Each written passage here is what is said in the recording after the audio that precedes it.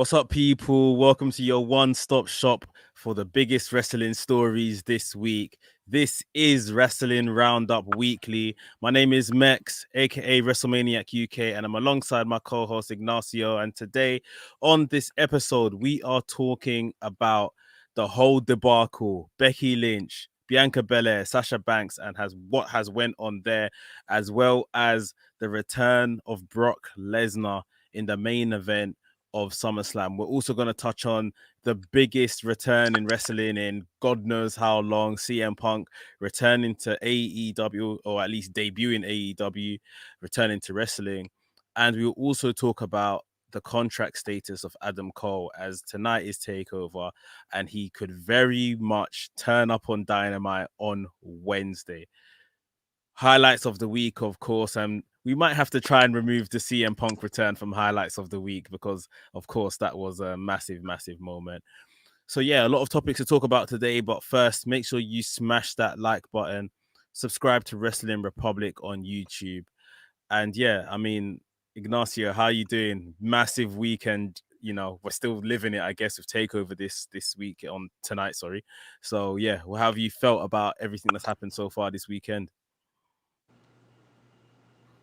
Overall, pretty good. That's mostly because of the return for CM Punk. But I got to tell you, after last night, I should have had Ben put in the agreement to do this podcast, put him to cover some of my medical insurance or something, because I almost fell into a fucking diabetic coma watching that pay-per-view. I must have stuffed down. I was stress eating the whole time. I must have stuffed down 6 ice cream bars the whole time. So I have Ben to blame for that. I think he called it.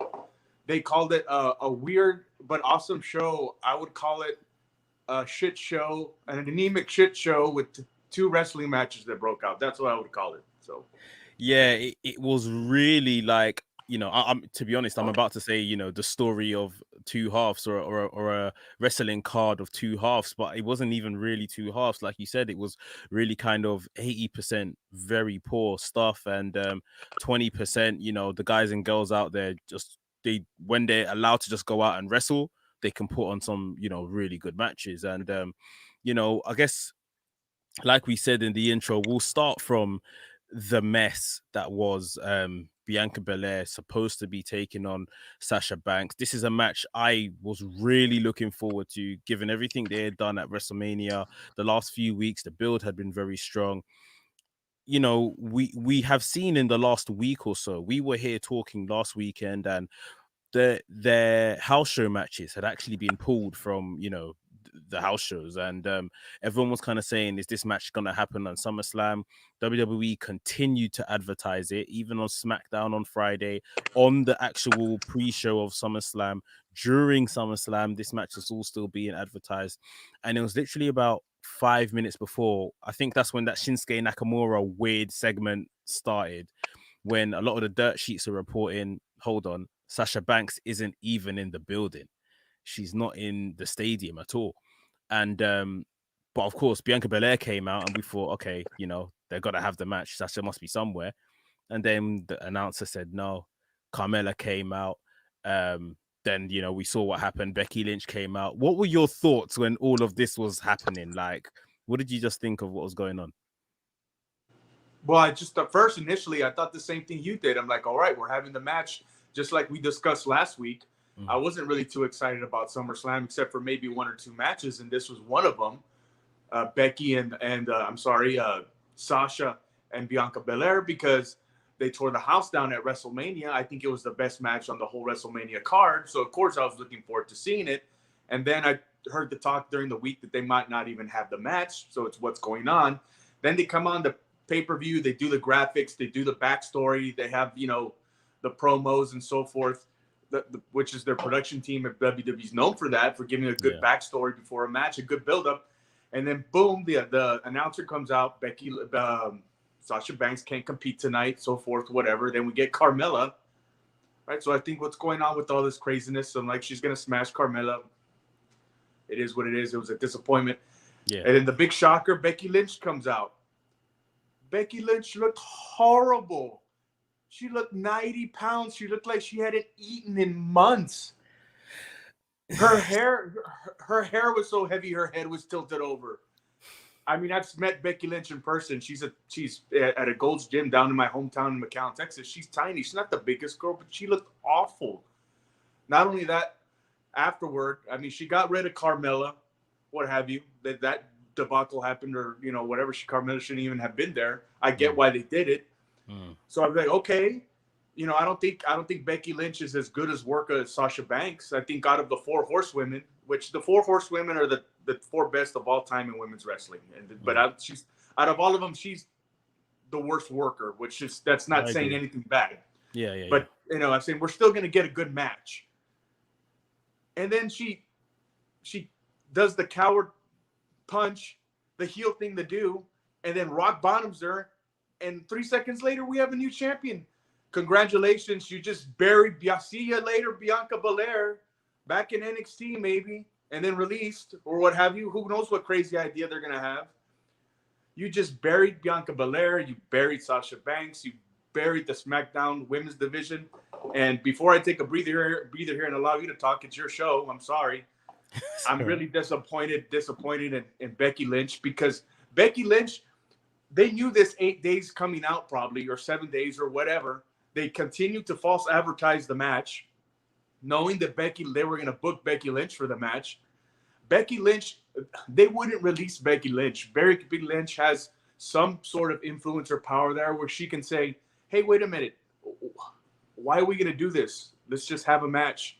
I'll make her look good. We'll make each other look good. We'll make the match mean something. We'll make the title mean something, because Bianca Belair has been doing a very good job legitimizing the SmackDown Women's Division, right, with that title.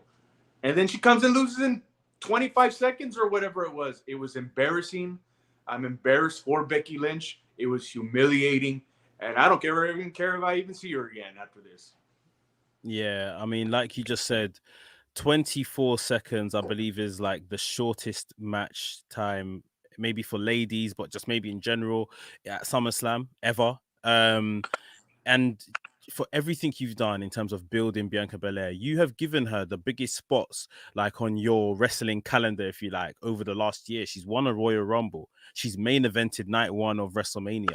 She's won the title. She's carried the title, beaten some of your biggest stars, the Sasha Banks, the Baileys. And like you said, after 3 seconds of action, 3 seconds of a pin, it was over. And what I'm failing to understand is that if, the minute Becky came out, I knew Becky was leaving with this belt. Like, that's obvious. She's not really going to lose on her big return. So, okay, I'm not down with the decision, but I get it. That's the game. Why couldn't Carmella just be part of the match to take the pin? And then Becky Lynch and Bianca then, back on SmackDown could have spiral into some type of feud or something. Like, Carmella could have actually served the purpose here. And I'm not saying she's just been here to take a pin. I actually think Carmella was made to look bad in this segment as well. Like, it isn't fair on her how she was portrayed here, put into this situation after Sasha Banks didn't turn up and everyone booed. It's very mad. I've just seen Carl here in the comments, and thanks for joining us live. He says WWE only care for moments. Long term, they think of what's a good moment if they all care about, and that's it. They're booking moments. Someone was asking me today, what do you think the plan for Becky is going forward? Becky and maybe Bianca Belair going forward. I said, do you think that they've thought of a plan? This was clearly just, let's pop the crowd tonight, and whatever, come Friday we'll write something. And I mean, like you said, everything in terms of the building of Bianca Belair is completely just gone to waste here. Do you think this can be salvaged in any way come SmackDown? Well, I mean, within the coming week, we're gonna probably find out what happened with Sasha Banks, and I hope everything with her is okay. But first of all, I would have liked to have seen a match. I don't have a problem. Bianca was probably supposed to lose the title anyway, right, to Sasha after a hellacious match, and maybe that would have led to a third match at one of the big Survivor Series or Extreme Rules or whatever. So whatever happened with Sasha, and then they bring Becky Lynch out. Okay, great. fine, what have you, but have the match. If you're not going to have the match or the match that everyone expected at that moment, then don't book the match. I would have rather have had the one-on-one with Carmella. And here's another thing I hate to see on TV, storyline wise. Why do wrestlers get to book matches? Yeah, it doesn't make sense. Why do wrestlers get to book their own matches? That's ridiculous. Just have Sonya Deville or Adam Pearce come out. I was like, hey, wait a second. You know, we're going to have a match. Here's your opponent. Becky Lynch comes out. That would have been more of a good segue to lead to the match. But one of the things that bothers me more than anything, more than a bad ref bump, is wrestlers booking their own matches. We'll get that out of the way. So they can they salvage this? That was the original question before I went on a rant here. But I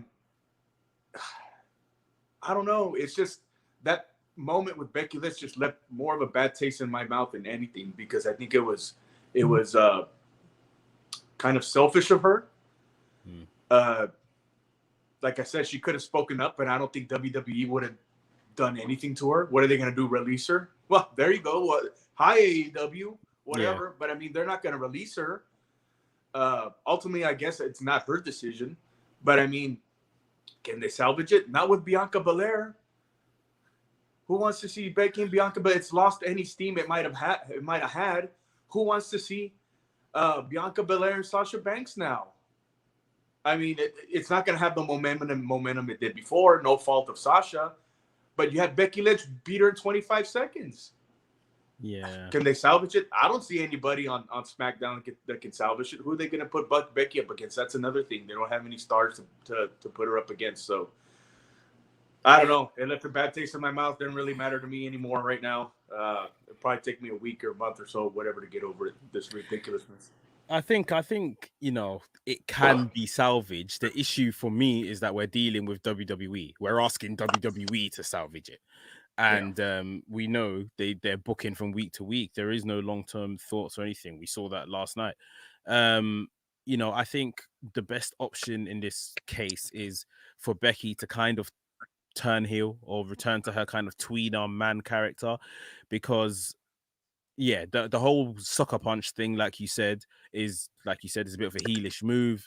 They can play off that, and then, you know, Bianca could be the face that chases down this person with the title, and then maybe we can get some matches in between. You know, Becky making her look good or vice versa, all that kind of stuff. So for me, if I'm to be a bit optimistic, I'm saying, yeah, it could be salvaged, but turning Becky to a tweener or heel is no easy feat. The whole world, you know, wrestling industry really like her. Even that for me is like, I don't know. I like Becky, but like I just think when did the whole man thing, it just exploded and came out of nowhere. So yeah, to get the crowd to boo her is definitely going to be some hard work. So that's why I'm not even sure if they could really do this. They can't, because it's like and I'm not saying Becky was at the level of Steve Austin. I think before Becky left, her jets were cooling. A lot of people say she was on top, but her jets were cooling. You're correct. When she left. And you know, then she left, and you know, it's hard for me to miss you if you don't go away. She went away, she came back, the big pop and everything, everybody was glad to see her. But it's like, God dang, I mean, you dropped the ball and bring a major superstar back. But it's like the Steve Austin deal when they tried to, and Steve Austin has already come out several times and said, well, it's me that wanted to turn heel. But who wants to boo their fucking hero? I mean, Becky Lynch, she's up here. I mean, you're not going to get the crowd to boo her. I mean, they don't want to boo her. But it's just, man, maybe they might boo her after this bullshit booking. Who knows? But I mean, you know, because she went along with it. But I don't know. It's just, it's going to take a while for them to get that momentum back in that division. Because Raw's women division, if it wasn't for Charlotte Flair and Rhea Ripley, no one would pay attention to it.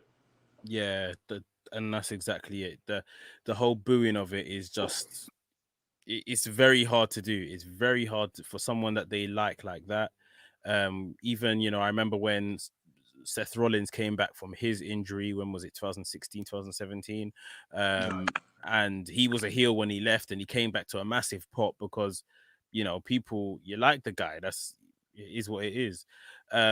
Matt Williams just joining us in the chat. He said, "What's up, brothers? Hope you're well, Matt.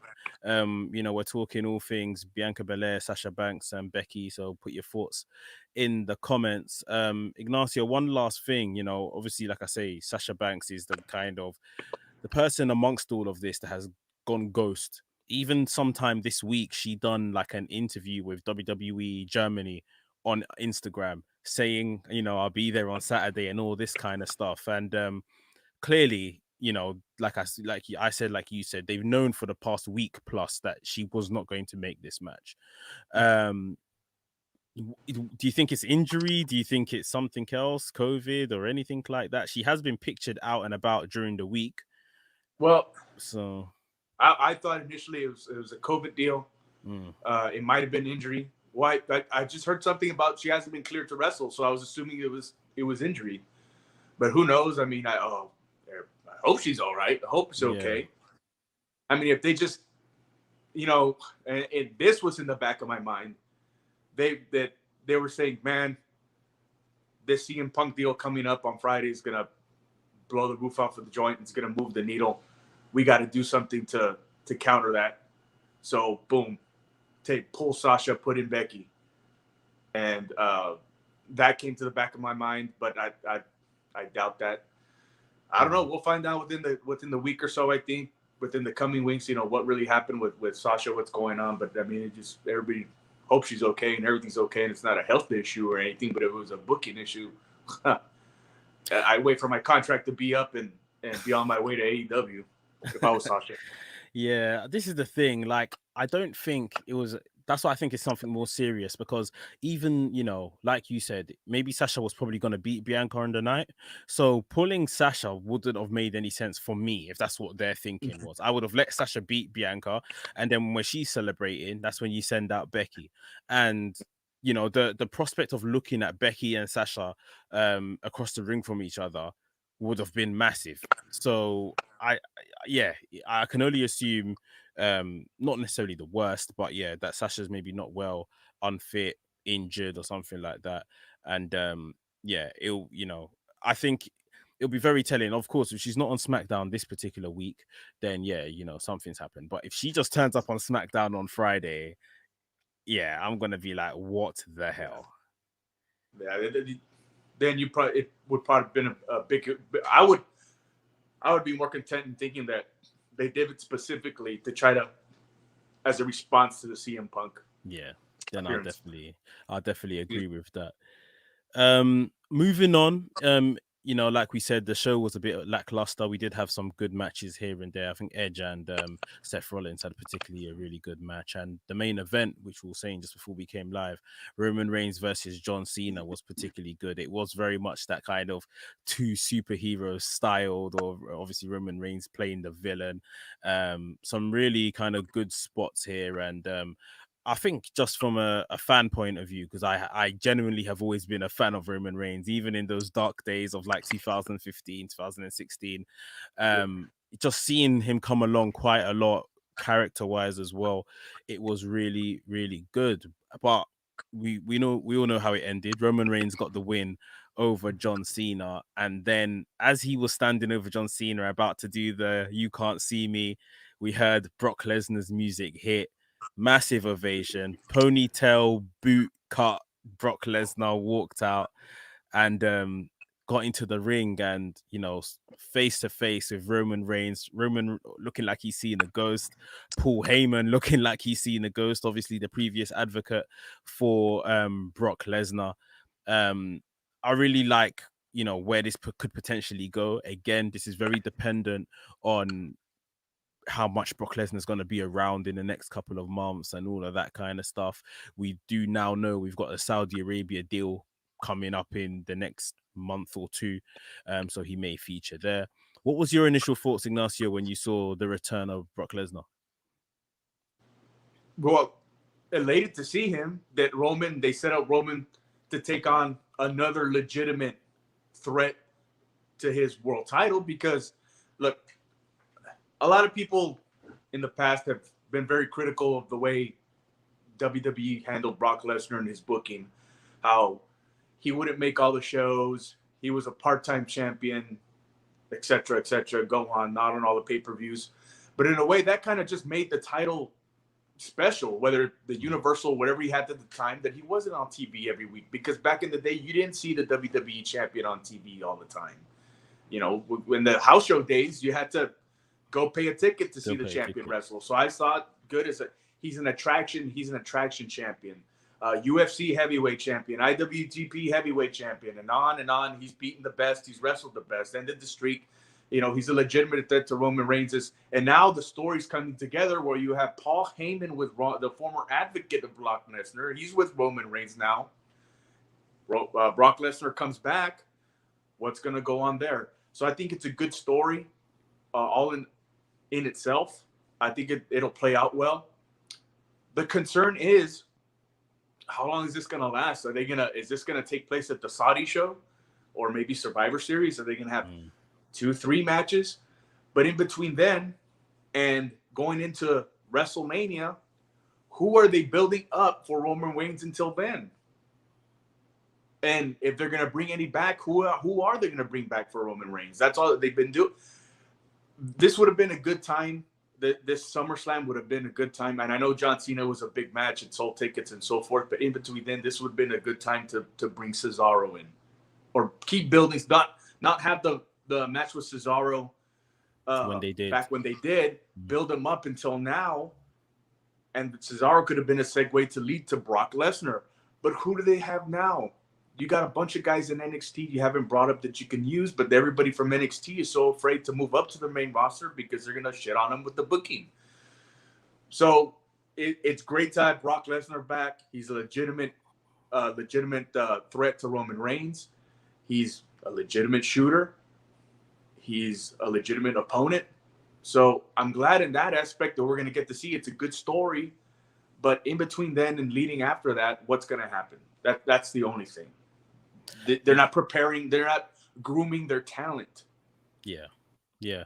Carl says here in the chat that think Balor will get a shot at some stage of Roman versus Rock at Mania. So Roman versus Rock at Mania has been something that's been discussed, but I don't think that's going to be at next year's WrestleMania. That's the Dallas pay-per-view.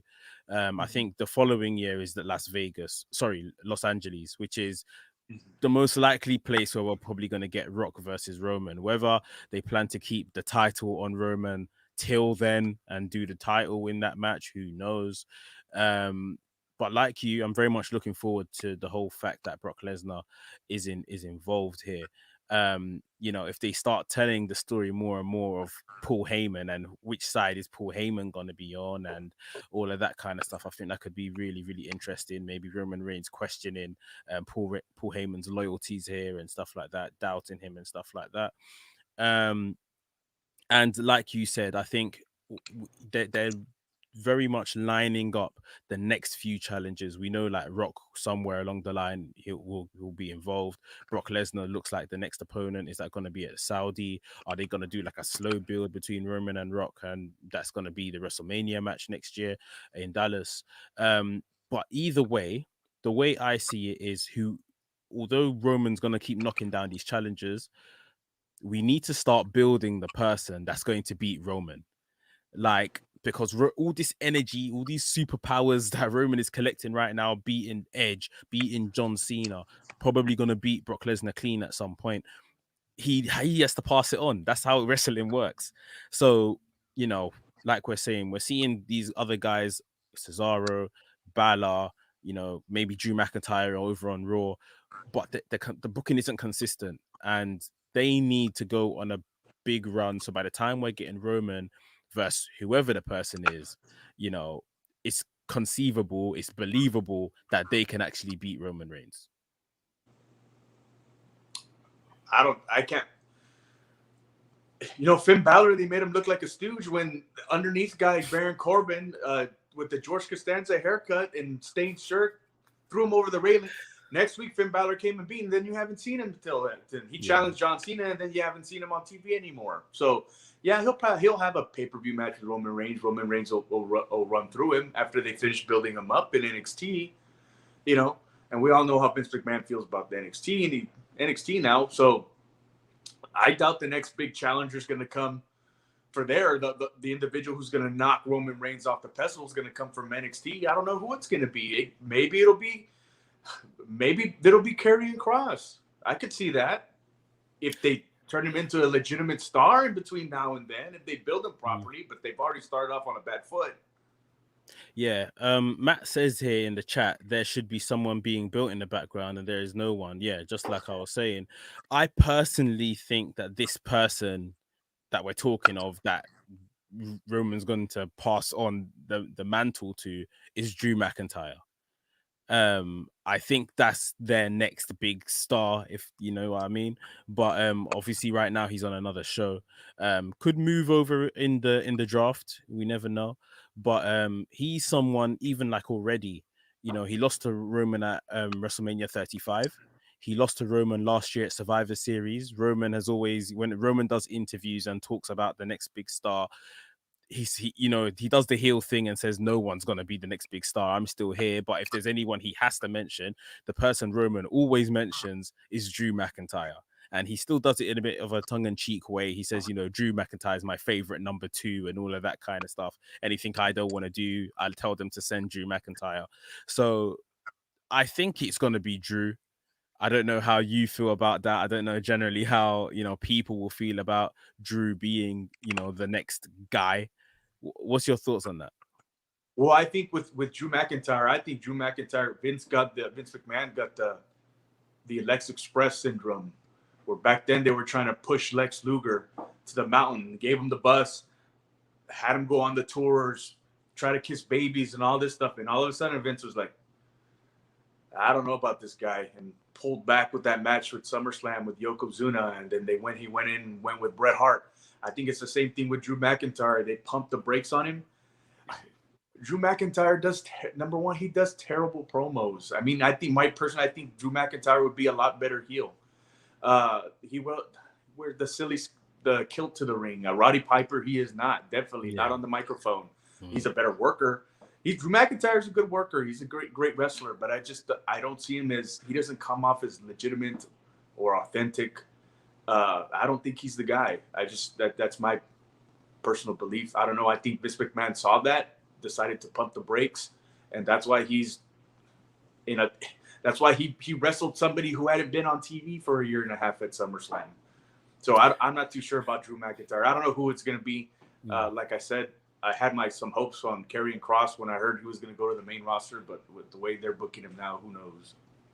Yeah. I thought it was, although I'm saying Drew McIntyre, and I still think they do somewhat have a special place for Drew McIntyre, amongst that main event. I do completely agree with everything you're saying. Sometimes definitely with promos and the kind of cartoonish character they've turned him into with the kilt, with the sword, telling all these history stories. Maybe it isn't him. Maybe the person doesn't work for WWE yet. You never know. But it's going to be very interesting because Roman's story, I think we're all in agreement that, they've very much been getting it right since he came back, beat the Fiend and all of that kind of stuff. But with every good step they take with Roman, the next question they need to be asking themselves is, right, who is going to be the guy to beat Roman? And they have to be building that person in the background.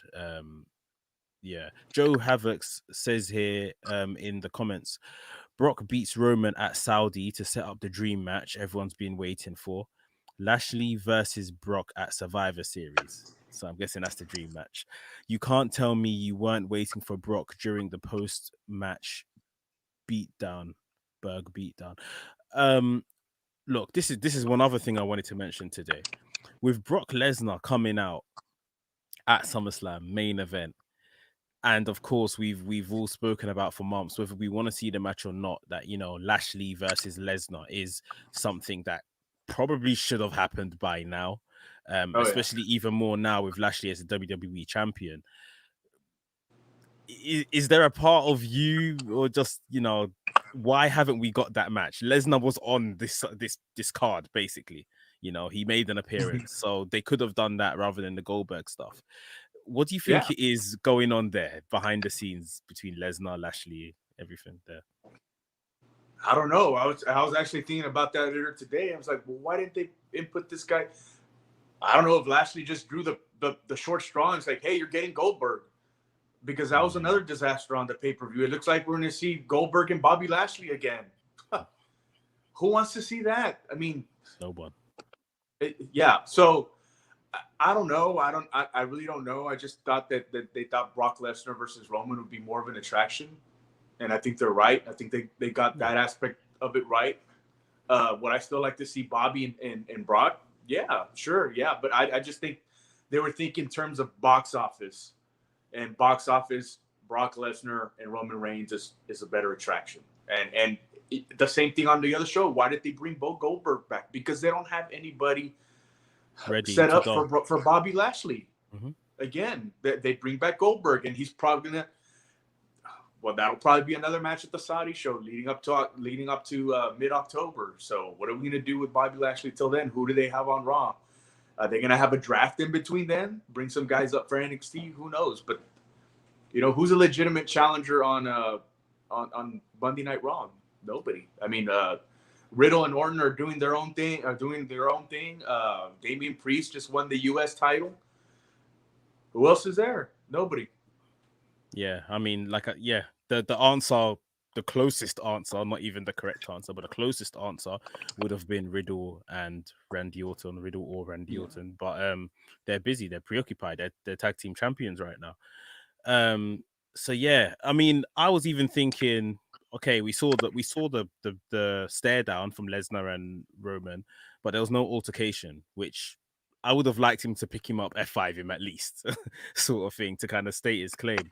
But is there could be a maybe something here where Lesnar actually appears on Raw to go after to go after Goldberg, to go after Lashley.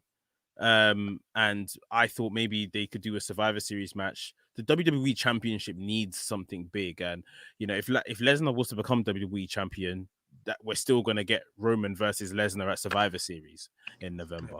But yeah, I mean, Lesnar is a good move. I just don't know how they're going to tell this story with someone that is traditionally a part timer. I just don't know. It's just Brock's not gonna. You're not gonna see Brock every week on WWE TV. But I mean, it's just, like I said, he's an attraction. So even when he was champion, he was an attraction. And I came up. I understood it because I came up during a time or started watching wrestling during the time where you didn't see the champion all the time on TV. Yeah. You had to buy the pay-per-view. Now with Peacock, it's affordable than what pay-per-view was back then. So the champion's going to be on pay-per-view. You can see him for cheap. You can see him every week on Raw. So I think, Brock Lesnar, even though I don't think he's going to come out of this champion, there's still a story there to tell. I think it's going to be good. They'll make it work, especially if Paul Heyman's involved. He'll make it work. Yeah, that's probably the best part of it. We know now that Paul Heyman has very much got his hands all over everything Roman Reigns does. If Brock Lesnar's involved, he's had his hands in the past all over what Brock Lesnar has done. And, in the past when Roman Reigns and Brock Lesnar have met, he's had his hands all over those stories as well. So yeah, although the outcomes in the past have always been a bit shaky, this time round, it looks like, they could very much hit the nail on the head and get this ready. So, yeah, I mean, those are the big main stories coming out of SummerSlam. We're gonna switch focus quickly and talk about what happened on Friday night at Rampage. Just for everyone watching live, we appreciate you guys watching live. Please remember to like the video and subscribe to the channel if you haven't already. Wrestling Republic, hit the subscribe button. And yeah, let's just jump straight back into it. On Friday night, AEW Rampage. Ignacio, I've never seen nothing like this before. I have never seen anything like this before. From the minute the show started, the CM Punk chants and everything. They did the right thing, in my opinion, making him come out first, because they would have literally hijacked the rest of the show if he didn't come out first and they had saved him for the main event. And that way he can kind of get everything off his chest that he needs to without, being told you're running out of time or whatever the case is. Just a different kind of energy in the building. Someone that has previously been, you know, such a miserable person, probably someone that's been in a lot of pain, just looked very happy, very relieved. He's back doing this thing that he absolutely loves. What were your initial thoughts when, you know, we saw CM Punk actually come through that curtain and in that arena?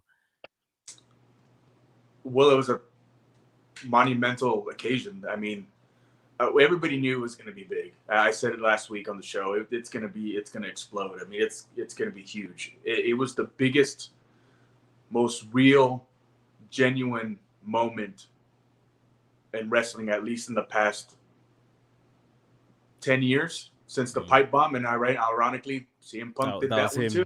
Yeah. Yeah. AEW got this one right. They had him out first. Commentator said a couple things here and there. And after that, said nothing. Let CM Punk do his thing. It took him forever to get to the ring because everybody was just going insane and he just wanted to feel that energy and they let him. And there's a reason why they had JR on that show because number one, I think JR, even though I think his commentary less than adequate since he's joined AEW, he deserved to be a part of that moment. And I'm pretty sure he was there directing traffic to the controlling the situation. Hey, yeah, hold back. Let this guy do his thing. Because they said the little snippets here and there, but that's it. But yeah, this has the potential to be the moment where we can look 5 years from now and be like, this is the moment that changed wrestling, and that's why it is the way it is today. Because I couldn't help but think watching CM Punk coming down that aisle, I was like, damn, maybe this can be the guy. I mean, not the guy, right? Maybe not the guy, the Hulk Hogan or the Stone Cold Steve Austin to, you know, lead the next generation or lead the next era. But maybe he can build the guy that's going to be the guy. Or maybe he can offer the creative input that'll turn the page and lead wrestling into the next era, because he's a very creative. CM Punk's a very creative person, and I don't want to say that maybe he has total creative control over what he does or his character or what have you, but I'm pretty sure he can say yes, no, maybe so. And if I'm not doing that or I'm walking out, I'm pretty sure he has that leeway. I mean, I guess then he does have creative control. But yeah, I couldn't help but think that, man, this is the moment that years from now we're going to be able to look back and say, this is why wrestling is in good shape today, because of this moment. And when people ask me, you know, because fans nowadays, they're more cynical than ever, right? That's why I'm on the show, you're on the show, what have you, you have the show. But they're like, man, why do you still watch? Because I think it was Eric Bischoff or somebody on a podcast, or I couldn't remember. It might have been don't know if it's JR, whoever. They said you have 10 years of fandom, right? You're at the peak of your fandom. Yeah. For me, it was like 93 to 03, somewhere around there or something, where I was, you know, at a high. And they said, well, why do you keep watching? Because you keep chasing that high, the way you felt at the peak of your fandom. That's why you keep watching. Mm. And I would tell, people ask, why do you still watch? I would tell them, go back to watch Rampage episode number 2 in the first 15 minutes. That's why wrestling fans still watch. Bro, I was watching it yesterday, and I'm someone that I've said that so many times on so many platforms. I was never like an overly like a CM Punk guy. Could respect his work, and I've been watching CM Punk since he was in Ring of Honor. Could respect his work, everything. Loved it when I see him, you know, someone that you see in the indies pop up in WWE. He's made it to the big time now. Like, loved all of that. But yeah, he was like, if you ask me to name my top 5 or anything like that, he won't appear. But I think last night I got the moment that made me kind of connect with him, sort of thing. Like now, obviously, and you know, when everything he was going through in WWE, I was a bit younger and stuff. Maybe wasn't that into like the business side of wrestling and all that in the industry kind of stuff. But now I get it. Like everything he said, even, you know, there's loads of powerful lines. And I know people think, yeah, he's going at WWE. I don't think he was. It's just the truth. you can't stay in the same place that made you sick in the first place. He talked about, wanting to come and give opportunities to the younger boys and girls in the locker room. He didn't mention, when he named dropped, he didn't mention the Moxley, he didn't mention an Omega, the names at the top of the card, or Chris Jericho. It was all the younger people lower down the card. The first name he mentioned at the top of the promo was Britt Baker. Like, this guy gets it, and like you said, he's gonna really make his creative stamp on everything that he touches. And like you, I feel like something happened on Friday night. Like, there was definitely just a shift of energy or something.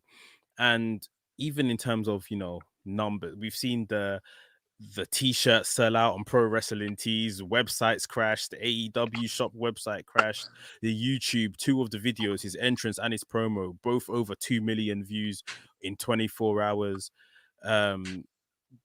Like, people, we're going to be logging into YouTube just to watch this entrance. Like you said, showing people this entrance, like, it's just an incredible moment where you remember where you were when you watched it and how you felt. And yeah, just looking forward to seeing what comes of this now. Yeah, I know. When I was talking to some of my friends about it, some of my wrestling buddies, just like, well, somebody else who isn't a CM Punk fan, or not very much, was like, well, John Cena cut the same promo 2 hours ago. And I was like, no, he didn't. It wasn't even as significant as what John Cena did. John Cena's a great promo. Don't get me wrong. He's a great promo. And he did cut a great promo that night. But yeah, it doesn't come off as authentic. I think John Cena, it's too Hollywood for him now. And then CM Punk, he spoke from the heart. He spoke from the heart. And then at the end of the promo, there was Darby Allin in the stands with Sting, and that was a good segue into their match at All Out, and that was good. It was just, it was masterful. Yeah. What I do want to mention, though, was a couple of, what was it, the day before, that, of course, WWE had something to do with this. That Roman Reigns goes on either an interview, a show, a podcast, I don't know what it was. You would know better. And, of course, tries to play down the CM Punk appearance. All he did, in my opinion, was put more eyes on it. But other than that, he made the comment that CM Punk wasn't the needle mover that The Rock was, and he wasn't as good as Cena. In what aspect? Cena, to my opinion, number one, CM Punk was a better promo than Cena, in my opinion, as far as delivery, and content. And he's better than the ring than Cena. He gave Cena his best matches ever. Go back and look at those matches. Those are John Cena's best matches ever. Now, was he a needle mover like The Rock? I think if if WWE would have tried to keep him happy, maybe. But I can somewhat agree with that. But my point is that Roman Reigns hasn't done anything. Nobody likes what Roman Reigns is doing right now more than I do. He's doing his best work. This past year, he's done his best work. But Roman Reigns hasn't done anything as significant to even be making a comment like that about the CM Punk appearance. That 15 minutes that CM Punk was there was more significant, more impactful. It's going to be more impactful in wrestling than more than anything Roman Reigns has done or ever will do. So that's that. Yeah. I think you're right in there, but I think Carl has hit the nail on the head here in the comments, and this is my opinion as well. He does the interview in character, and yeah, I think he knows he's talking about true things. He's talking about, like you said, the Rock being the bigger needle mover. He's talking. There's some facts to the conversation, but he knows, especially with this character of his, where he's meant to be the head of the table, he's meant to be the best, and all that kind of stuff. He can somewhat get away with these kind of comments because it is blurring the lines of being in character. You see what I mean? I get that. I get that he was in character. You can't tell me there isn't at least a little bit truth into it, that he believes at least a little bit, because his number one, his Rock's the cousin, and The Rock was, a huge star back then. Excuse me. So there is some truth to what she's saying. He's going into a match against John Cena, right? The one time the biggest star in wrestling. So yes, he was in character, but you can't tell me that there was at least a little bit of truth behind those comments. But I'll go back that that CM Punk moment just blew the roof off of the wrestling world. And it, like I said, it's going to lead to something major. A good series of matches, good series of promos, good creative. You'll see. Yeah, no, I definitely agree. And, just to tie up the CM Punk conversation, just again, fantastic scenes what we saw on Friday night within that United Center. Just in terms of some of the details of his contract, we've heard that it's a long-term deal. It's not a short-term thing. He's just here to just maybe put some people over and go. This is pretty much a long-term deal. And this deal is more or less 18 months in the making. They've said that, he's been wanting to come in for a very long time. AEW held off because they didn't want him to come during the pandemic era when there was, minimal fans within the stadium. So, yeah, this is something that he's been into for a very long time, and they finally made it happen. Absolutely. Yeah, cool. Last but not least today, before we get into our highlights of the week, we're gonna speak about Adam Cole. Adam Cole probably walks into probably the main event of Takeover tonight, going up against Kyle O'Reilly. 2 out of 3 falls match. There isn't any real stipulation beyond that, which I think is a missed opportunity. A loser leaves NXT match stipulation would have been pretty good, but no, just a 2 out of 3 falls match, a singles match, a street fight, and a cage match. We all know the big story beyond this is Adam Cole's contract ultimately ends tonight. And where is he going to turn up? Is he going to end up on the main roster, SmackDown, Raw? Has he maybe signed a contract or got an agreement in principle with AEW? Or is he going to kind of re-sign with NXT if that's an option with this whole restructuring that NXT is doing? I think one big telltale sign that we have to talk about is that this past week, Adam Cole has come out on his Twitch and said that he's not giving up his Twitch. He will always have his Twitch. He will always be there for his Twitch fans. And for obviously, we know that Twitch isn't something that the main roster wrestlers have access to. If you remain in NXT or if you are in NXT, you're allowed to have Twitch, you're allowed to have these other third-party platforms to make money, but on the main roster, that is not allowed. So unless he has brokered himself a deal to keep his Twitch while he moves to main roster, which could be, very possible, or AEW have spoke of having 3 big signings, we now know CM Punk is one of them. Daniel Bryan is rumored to be the next one who will come into AEW next month. Is Adam Cole the third big signing for AEW? What's all your thoughts on the movement of Adam Cole, Ignacio? What do you think his next move is beyond tonight? Well, I think Vince McMahon doesn't allow him to be in the main event of NXT Takeover tonight without a contract. I don't think he would. Given what we know about Vince McMahon so far and what he thinks of NXT, I don't think he allows Adam Cole to go in tonight with a blaze of glory. So I think Adam Cole already has a contract in place. He'll probably lose tonight's match, and then we'll see him probably on Raw or SmackDown. I'm thinking probably SmackDown.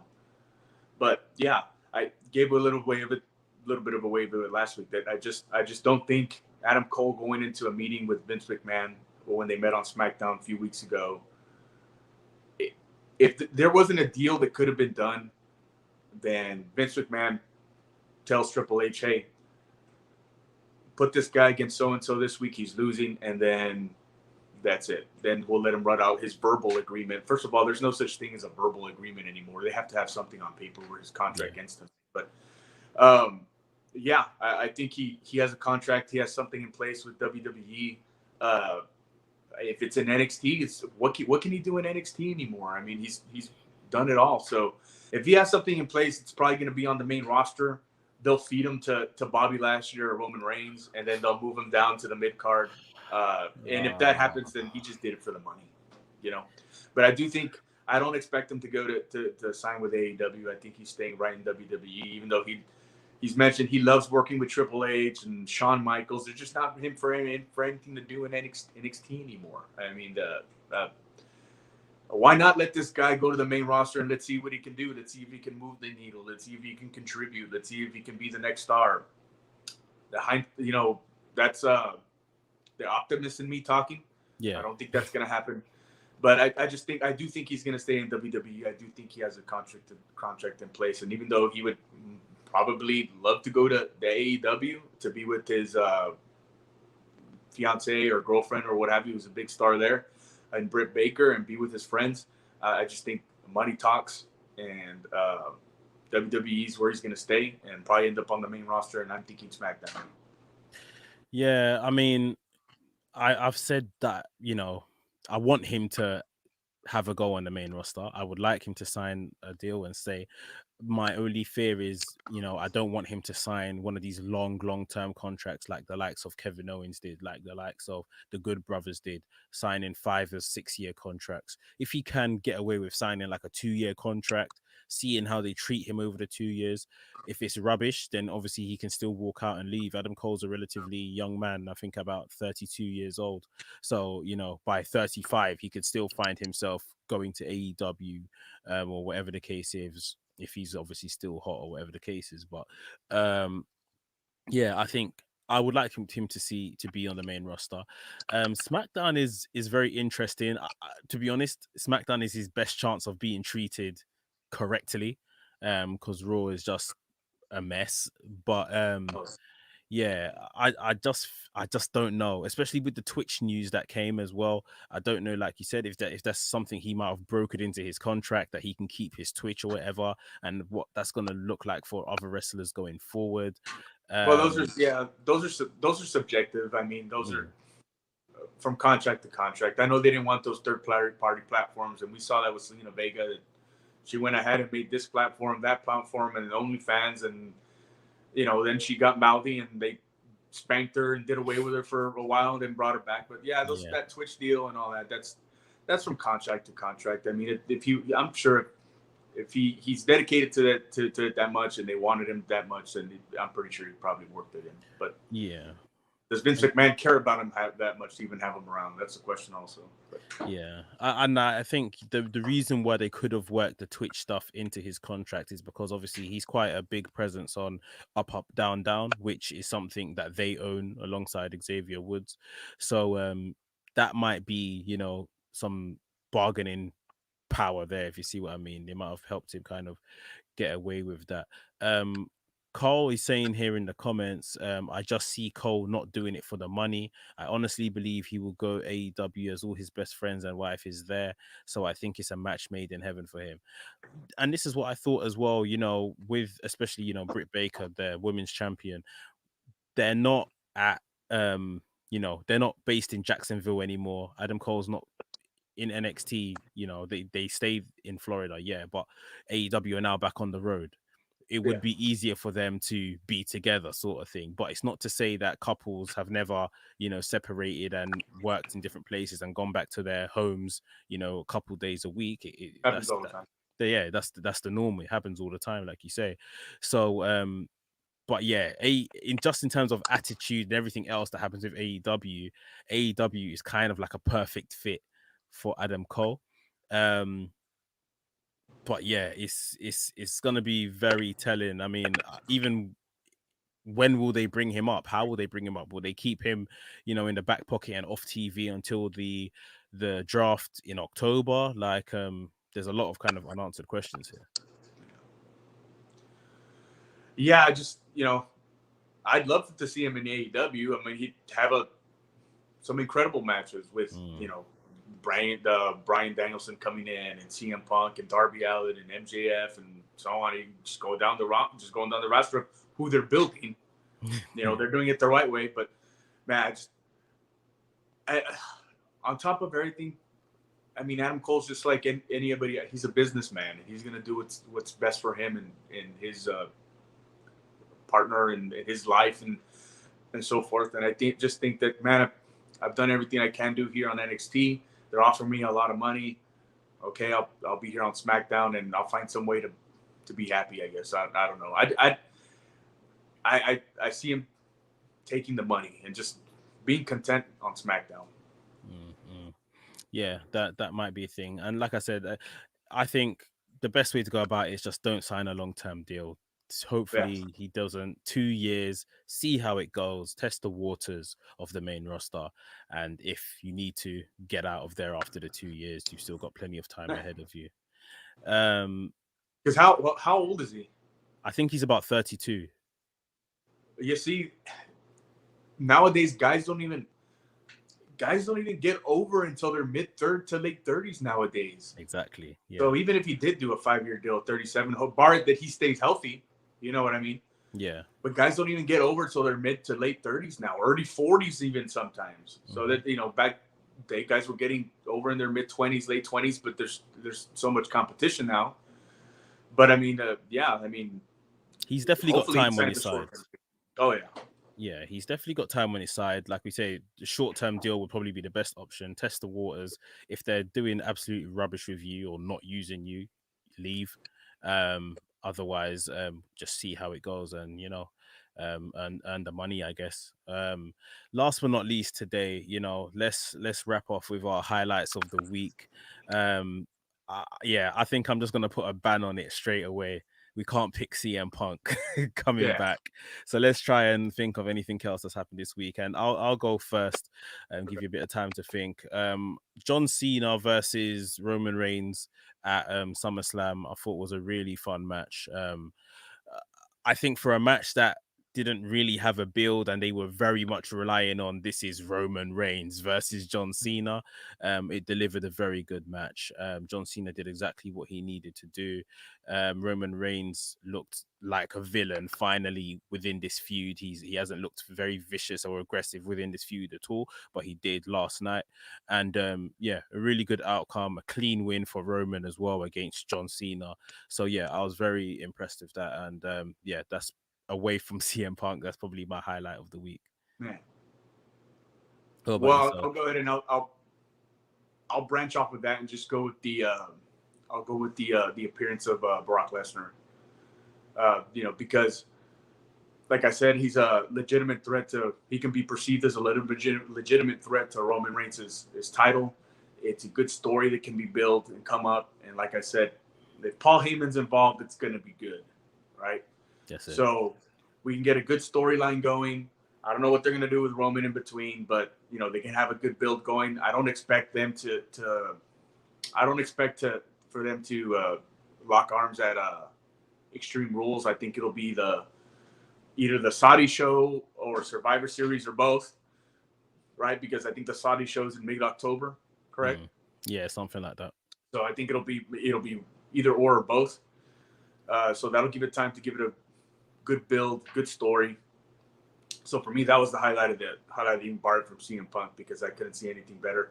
I almost went with the Seth Rollins and Edge match because that was a great match also. But I think from now and the impact it could have, I think Brock Lesnar was the highlight for me. Yeah, that's cool. That's cool. You didn't need to. Carl went with that. Carl said Edge versus Seth is my highlight. Edge best match since his return. I agree. I think it was very obvious that Edge needed a big win as well on the night, and he did. He got that. So yeah. So, but undoubtedly the highlight of the week, month, maybe the year, the return of CM Punk, absolutely massive. Obviously, over the next week, we'll see his involvement. He did announce in his promo he's going to be on the Milwaukee show Dynamite on Wednesday, and then of course they're back in Chicago the following week, I think, as they prepare for All Out. So yeah, absolutely great to see CM Punk back in wrestling. But guys, thank you for joining us. This has been Wrestling Roundup Weekly. This has been our show. For everyone that joined us live, for everyone that's going to watch this back, thank you very much. Please remember to smash the like button, subscribe to Wrestling Republic on YouTube, and we'll be back sometime next week, 9 p.m.